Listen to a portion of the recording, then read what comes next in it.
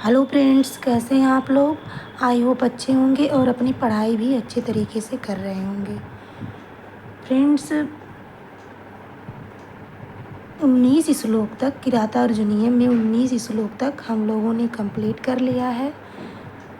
आज 20वें श्लोक से स्टार्ट करेंगे हम लोग।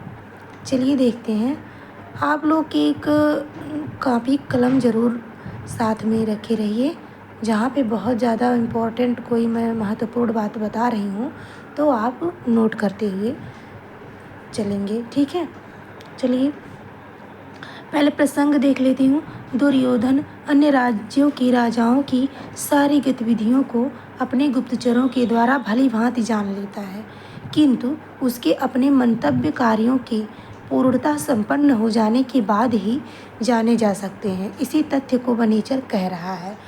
कहने का तात्पर्य ये है कि दुर्योधन जो है अन्य राजाओं की सारी गतिविधियाँ अपने जो गुप्तचर हैं उसके द्वारा वो जान लेता है, लेकिन वो जो कार्य करता है दुर्योधन, तो उसके कार्य को कोई जान नहीं पाता है। मतलब जब तक कार्य संपन्न नहीं हो जाता तब तक कोई जान नहीं पाता है। कहने का अर्थ ये है। इसी को श्लोक में कहा गया है। इससे पहले वंशस्थ छंद है, इसके लक्षण को हम लोग जान लेते हैं। जतौ तु वंशस्थमुदीरितं जरौ, जतौ तु वंशस्थमुदीरितं जरौ, महीवृतां सच्चरितैश्चरैः क्रियाः सवेदनीः शेषमशेषितक्रियाः, महोदयैस्तस्य हितानुबन्धिभिः प्रतीयते धातुर्विहितं फलैः। अब इसके हिंदी अनुवाद को देखते हैं। अपने राज्य के आंतरिक कार्यों को पूर्ण रूप से संपन्न कर लेने वाला वह दुर्योधन अच्छे चरित्र वाले गुप्तचरों के द्वारा अन्य राजाओं के कार्यों को भली भांति जान लेता है, किंतु उसका अपना मंतव्य विधाता के मंतव्य की भांति अत्यधिक उन्नति वाली तथा हितकारणी परिणाम परंपरा वाली कार्य सिद्धियों से ही जाना जाता है। अर्थात जैसे विधाता कोई चीज़ जब कार्य जो है कार्य परिणत फल को ही लोग देखते हैं, उसके पहले वो जान नहीं पाते कि भगवान क्या करने वाले हैं। इसी को इसी श्लोक में बताया गया है कि दुर्योधन तो अपने गुप्तचरों के द्वारा सभी राजाओं के अन्य जो राजागण हैं उनके कार्यों को तो जान लेता है, लेकिन उसके कार्यों को जिस तरह से विधाता के कार्यों को कोई नहीं जान पाता है। जब विधाता कोई कार्य संपन्न करते हैं उसके बाद ही मतलब प्राणी कोई भी जान पाता है, उसी तरह से दुर्योधन के कार्य को भी बताया गया है। अब आइए भावबोध एवं व्याकरण को देखते हैं। अशेषित क्रिया समस्त कार्यों को पूर्ण रूप से संपन्न करने वाला। शेषित का अर्थ है अधूरा या अपूर्ण। न शेषिताः इति अशेषिताः तो न तत्पुरुष समास हो जाएगा। और इसमें देखिए अशेषिताः क्रियाः येन सह अशेषित क्रिया, ये बहुव्रीहि समास हो जाएगा।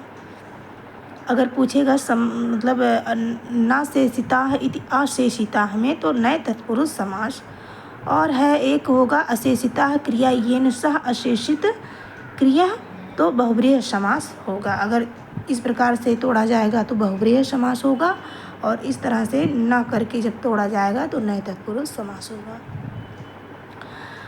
अब यहाँ देखिए सचरितः नहीं, इसमें और है शिश धातु से ऋच प्रत्यय और कर्म अर्थ में अक्त प्रत्यय लगकर स्त्रीलिंग बहुवचन से शेषिताः पद सिद्ध होता है, अथवा शेष इस नाम धातु से कर्म अर्थ में अक्त प्रत्यय तथा स्त्रीलिंग में टाप प्रत्यय लगकर शेषिताः पद बनता है।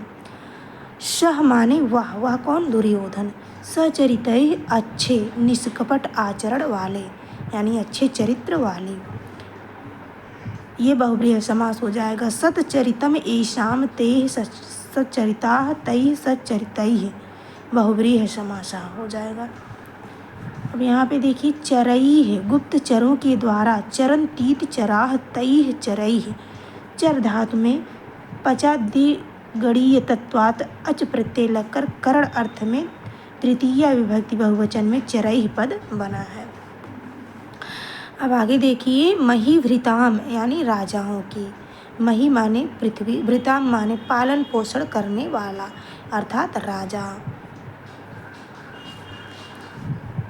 अब है आगे निःशेषम पूर्ण रूप से, और यहाँ है क्रिया कार्यों को।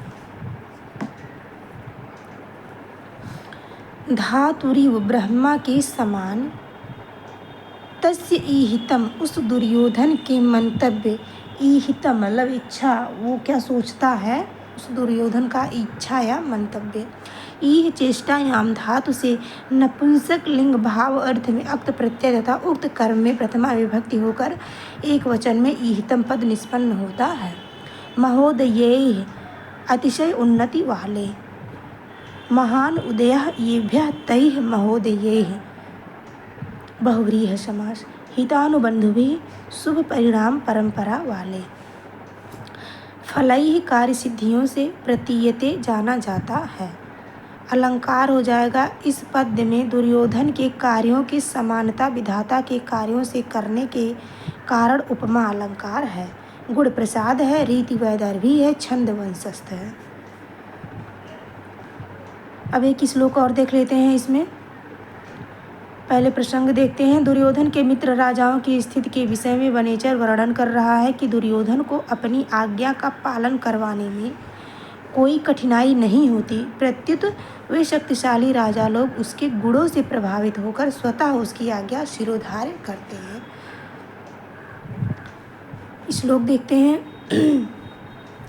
न तेन सज्जं क्वचिदुद्यतं धनुः कृतं न वा कोपविजिह्यमाननं गूढानुरागेण शिरोभिरुह्यते नराधिपैर्माल्यमिवास्य शासनम्।